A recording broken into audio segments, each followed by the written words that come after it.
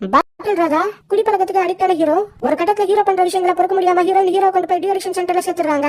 இதுக்கடுத்து ஹீரோட லைஃப் எப்படி மாறுது, ஹீரோ அந்த குடிப்பழக்கத்தை விட்டாரா இல்லையா, இதுதான் இந்த படத்தோட ஒன்லைன் ஸ்டோரி. எனக்கு இந்த படம் பிடிச்சது.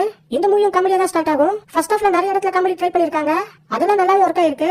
ஃபர்ஸ்ட் ஹாஃப்ல மேக்ஸிமம் போர்ஷன் அந்த டியூரேஷன் சென்டர்ல தான் வரும். அதெல்லாம் ரொம்ப ரியலா இருந்தது. செகண்ட் ஹாஃப் ஃபுல்லா எமோஷனலா கொண்டு போனாங்க. எமோஷனலா இருந்தாலும் போர் அடிக்கிற விதத்துல இல்ல, ஒரு அழகான கிளைமாக்ஸோட மூவி முடியும். ஆக்சுவலா இந்த படத்தோட செகண்ட் ஹாஃப் எனக்கு ஃபர்ஸ்ட் ஹாஃப் விட பிடிச்சது. ஓவரால மூவி முடியறப்ப ஒரு நல்ல படம் பார்த்த ஃபீல் இந்த படம் எனக்கு கொடுத்தது. குரு சோமசுந்தரம் இந்த படத்துல பாட்டில் ராஜாவே மாறி வாழ்ந்திருக்காரு.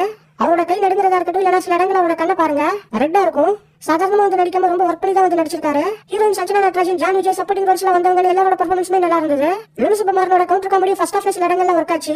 பொங்கல் வீக்கெண்டுக்கு அந்த காதலிக்க நேரமல ரிவ்யூல ஒரு விஷயம் நான் சொல்லிருப்பேன். அந்த படத்துல வர மாதிரியான கேரக்டர்ஸ் என்னோட லைஃப்ல நான் மீட் பண்ணது கிடையாது. சோ எனக்கு இந்த படம் கனெக்ட் ஆகல. ஆனா குடும்பஸ்தனா இருக்கட்டும், இந்த பாட்டில் ராஜாவா இருக்கட்டும், இதுல வந்து கேரக்டர்ஸ்ல என்னோட லைஃப்ல நான் டெய்லி பார்க்கக்கூடிய கேரக்டர்ஸ். சோ எனக்கு இந்த ரெண்டு படமே நல்லாவே கனெக்ட் ஆச்சு. ஃபர்ஸ்ட் ஹாஃப்ல இன்னும் கொஞ்சம் காமெடி ஷேர் பண்ணி ஒரு 10 மினிட்ஸ்க்கு ட்ரிம் பண்ணி இருந்தா கண்டிப்பா இந்த படம் இதை விட ஒரு பெட்டரான படமா வந்திருக்கும்னு நான் ஃபீல் பண்ணேன். ஆக்சுவலா இது சமுதாயத்துக்கு தேவையான ஒரு படம், எல்லாரும் பார்க்க வேண்டிய ஒரு படம். சோ பாருங்க, கண்டிப்பா இந்த படம் ஒரு டீசென்ட் டு குட் ஃபீல் உங்களுக்கு கொடுக்கும்.